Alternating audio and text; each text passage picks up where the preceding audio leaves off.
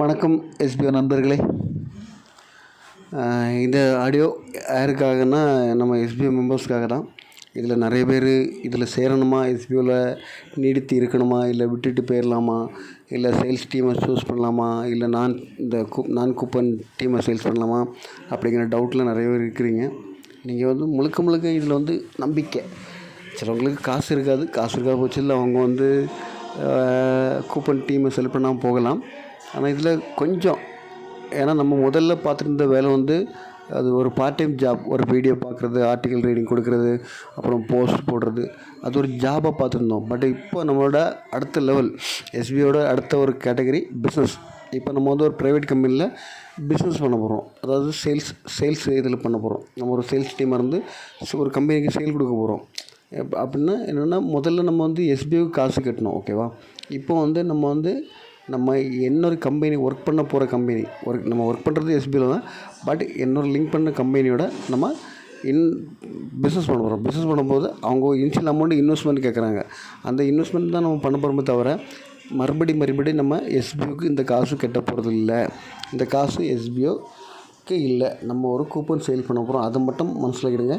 SPO நம்மளோட காசு கேட்குது அப்படின்னு மட்டும் நீங்கள் நினைக்காதீங்க. நேற்று ஒரு யூடியூப்பில் பார்த்தேன். அது என்ன, ராஜு தம்பியா, ஒரு யூடியூபர், எஸ்பிஓக்கு காசை கட்டாதீங்க, அவங்க மணி ரொட்டேஷன் பண்ண போகிறாங்க. அதெல்லாம் இல்லைங்க. நீங்கள் அப்படிப்பட்ட சேனலில் போய் பார்க்காதீங்க. அப்படி போய் நெகட்டிவாக இந்த வியூஸ்காண்டி வீடியோவில் அவருடைய சொற்ப காசுக்காகவும் வாயில் வந்ததையும் கண்டதையும் சொல்லிட்டு இருக்கிற அந்த ராஜு தம்பி வீடியோ பார்த்துட்ருக்க எல்லாருமே கண்டிப்பாக அந்த சப்ஸ்கிரைப் விட்டு வெளியே வந்துடுங்க. இப்படி நெகட்டிவ் கமெண்ட்ஸு யாராவது ஸ்ப்ரெட் பண்ணும்போது அவங்க பேச்சை நீங்கள் கண்டிப்பாக கேட்குங்க. நீங்கள் என்ன செய்ய போகிறீங்களோ அதை நீங்கள் யோசிங்க. ஒரு 100 தடவைக்கு 101 தடவை நீங்கள் யோசிங்க. இது பண்ணலாமா, நம்ம இவ்வளோ நாள் இந்த எஸ்பிஓவில் ட்ராவல் பண்ணியிருக்கோம். அப்போ எஸ்பிஓ எத்தனை ட்ரிப் பிரேக் எடுத்திருக்காங்க. அப்போ பிரேக் எடுக்கும்போது ஒவ்வொரு டைமும் அவங்க சொன்னாங்க நாங்கள் வருவோம். எல்லா டைமும் மீண்டும் அவங்க வந்துகிட்டே தான் இருக்கிறாங்க. எங்கேயுமே ட்ராப் ஆகி போகலை. அந்த எஸ்பிஓ பிரேக் விட்டு வந்த டைமில் எத்தனை கம்பெனி வந்துச்சு, நானும் பார்த்தாச்சு. வந்த சில நாட்களில் அவங்களையும் காணல.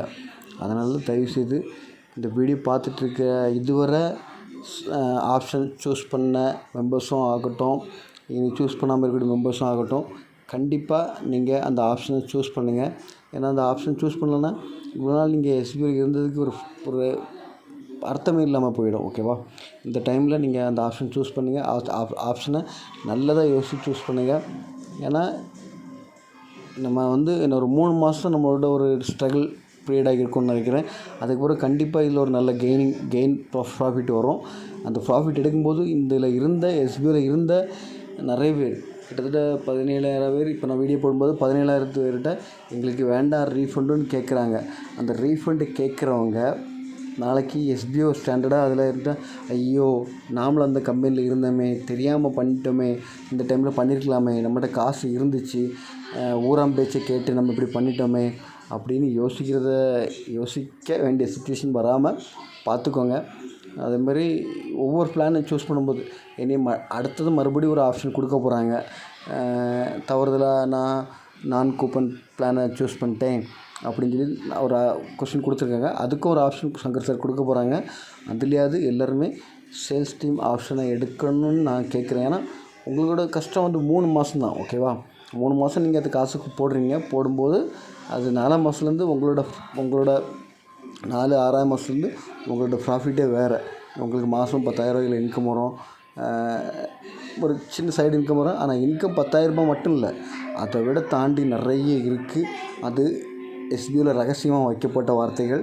அந்த வார்த்தைகள்லாம் சொன்னால் எல்லோரும் சாடி ஓடி வந்துடுவாங்கல்ல.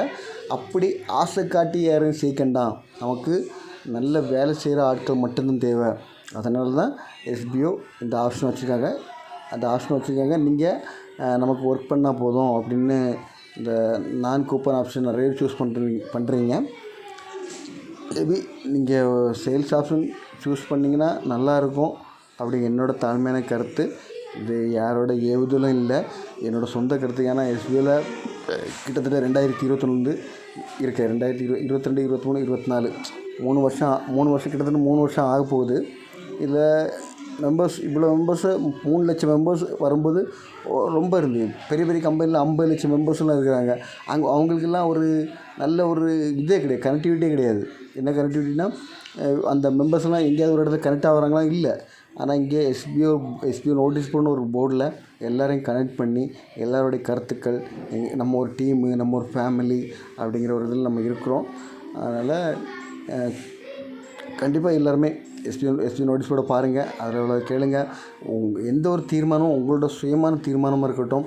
யாராவது ஏதாவது யூடியூப்ஸில் நெகட்டிவ் கமெண்ட்ஸு இல்லை நெகட்டிவாகிட்டு எஸ்பிஓ நம்பாதீங்க, அவங்களுக்கு நீங்கள் சப்போர்ட் பண்ணாதீங்க, அந்த கூப்பன் சேலுக்கு நீங்கள் சப்போர்ட் பண்ணாதீங்க அப்படின்னு நிறைய பேர் சொல்லுவாங்க. யாரோ சொல்லி நீங்கள் செய்ய போய் அது உங்களுக்கு நாளைக்கு ஃப்யூச்சர் பாதிக்கப்படும் போது தான், ஐயோ நம்மகிட்ட காசு இருந்து அந்த முட்டாள் பேச்சு கேட்டு நம்ம இப்படி பண்ணிட்டோமே அப்படின்னு நீங்கள் நாளைக்கு ஃபீல் பண்ணாதீங்க. அதில் நான் ரீசனாக பார்த்த ஒரு யூடியூப்பில், மேக்ஸிமம் யூடியூப்பில் பார்க்க மாட்டேன். ஏன்னா நமக்கு எஸ்பிஓ என்னை பொறுத்தவரை எஸ்பிஓ நோட்டீஸ் போர்டு எனக்கு கிளியர். அதில் உள்ள இன்ஸ்ட்ரக்ஷனை நான் கிளியராக ஃபாலோ பண்ணுறதுனால, நோட்டீஸ் போர்டில் உள்ள இன்ஸ்ட்ரக்ஷனை கரெக்டாக நான் ஃபாலோ பண்ணுறதுனால எனக்கு டவுட்டே வந்ததில்லை. அதனால் நான் இதுவரை எஸ்பிஓட்ட டவுட்டே கேட்டதில்லை. அவங்க என்ன சொல்கிறாங்களோ, மேபி அவங்க நான் அந்த கம்பெனியில் இன்னைக்கு வரை நான் ஒர்க் பண்ணுறேன்ற ஃபீலிங் மட்டும் தான். காசு கட்டிக்கலாம், என்ன கேள்வினாலும் கேட்கலாம் அப்படிங்கிறது இல்லை. சில டைமில் ஏதாவது புரியாமல் இருக்கும், மேபி 1-2 ஆடியோவில் அடுத்த ஆடியோவில் க்ளியர் பண்ணிடுவார். அதனால் நம்ம டவுட்டே கேட்குறதில்ல.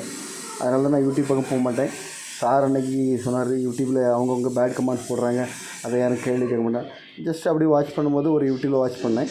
அது என்ன ராஜு தம்பியா அதில் யூடியூப்பில் இருந்து அந்த யூடியூப்பில் என்னெல்லாமோ நெகட்டிவாக கமெண்ட் பண்ணிட்டு இருந்தாங்க. அப்படிப்பட்ட நெகட்டிவ் கமெண்ட்ஸ் பண்ணுற வீடியோவை நீங்கள் தயவுசெய்து பார்க்காதீங்க. அதை பார்த்து அவங்க சொல்கிறத கேட்டு உங்கள் புத்தியை நீங்கள் சுருக்கிக்காதீங்க. நீங்கள் யோசித்து பாருங்கள். நீங்கள் எஸ்பிஓவில் வந்த டைமில் இருந்து இது நாள் வரை என்ன நடந்திருக்கு, அவங்க சொந்த எதுவும் செய்யாமல் இருக்காங்களா இல்லையா அப்படிங்கிறத நீங்கள் நல்லா யோசித்து இதில் ஒரு முடிவெடுங்க. இப்போது ரீசனாக இந்த நம்ம இது ஒர்க்கு ஸ்டாப் பண்ணாங்களா, அப்போ ரீசனாக சேர்ந்த புது மெம்பர்ஸ் கூட பரவாயில்ல, அவங்களுக்கு புரியாது. ஆனால் அதுக்கு முன்னாடி இருக்கிற பழைய மெம்பர்ஸ்க்கு நல்லாவே புரியும். எஸ்பிஓ என்றைக்கும் சொல்லதை மட்டும் செய்வாங்க. 100%, 1000% எஸ்பிஓ நம்பலாம். அதனால் தேவையில்லாத யூடியூபர்ஸ் அந்த ஆடியோ போடுறான், அவங்க நெகட்டிவாக சொல்கிறான் அப்படின்னு யோசித்து மட்டும் நீங்கள் எந்த தப்பும் பண்ணிடாதீங்க. கண்டிப்பாக இதில் தப்பு பண்ண போகிறவங்க 4-5 மாதத்துக்கு பிறகு சுருங்க 6 மாதத்துக்கு வரும் கண்டிப்பாக நீங்கள் யோசிப்பீங்க. இது யார் யோசிப்பாங்கன்னா தப்பு பண்ணுறவங்க மட்டும். இந்த நெகட்டிவாக பேசுகிறவங்க பேச்சு கேட்டு எஸ்பிஓவில் நான் ரீஃபண்டை வாங்கிக்கிறேன் அப்படின்னு சொல்கிறவங்க, பிறகு நான் கூப்பன் பிளானை சூஸ் பண்ணல அப்படின்னு சொல்கிறவங்க கண்டிப்பாக 6 மாதத்துக்கு பிறகு நீங்கள் வருத்தப்படுவீங்க. இது என்னோடய எண்ணம். கண்டிப்பாக இந்த 2 பேரும் வருத்தப்படுவீங்க. அதுக்கு சொல்லி உங்களை நான் குறை சொல்லலை. சிலருக்கு கண்டிப்பாக காசு கட்ட முடியாத சுச்சுவேஷனுக்கு இருக்கும், அவங்க பிரச்சனை இல்லை. மேபி எப்போது சங்கர் சார் காசு கட்ட முடியாமல் போனவருக்காக ஏதாவது ஒரு ஆப்ஷன் கொடுப்பாருன்னு வைக்கலாம், கொடுப்பாரு. அவர் மனசு தங்கமான மனசு. ஏன்னா எப்போவுமே மக்களுக்கு நல்லதானே பண்ணுறாரு. அதனால் தங்கமான மனசுக்காரரு. என்ன அவர் சொல்கிறத பாதி பேர் கேட்குறதில்ல, பாவம், நல்ல மனசு. அதனால் யோசித்து முடிவெடுங்க. இந்த நெகட்டிவ் கமெண்ட்ஸ் போடுறாரு, அங்கே எஸ்பிஓ பற்றி இப்படி சொன்னாங்க, இங்கே எஸ்பிஓ பற்றி இப்படி சொன்னாங்க அப்படின்னு சொல்லிட்டு நீங்கள் இதில்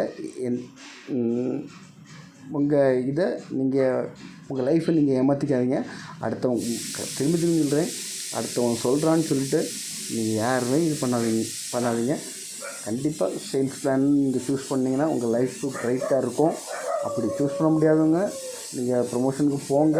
ப்ரொமோஷன் போகும்போது சொல்கிறேன்னா, உங்களால் முடிச்ச அளவு இந்த 3 மாதம் ஒரு சின்ன பிடி, இந்த நான் 4 ஐடி 3 ஐடி வச்சுருப்பீங்களா, ஒரு ஐடி சூஸ் பண்ணுங்கள். பாக்கி ஐடி அதில் கொண்டு போக பிரச்சனை இல்லை.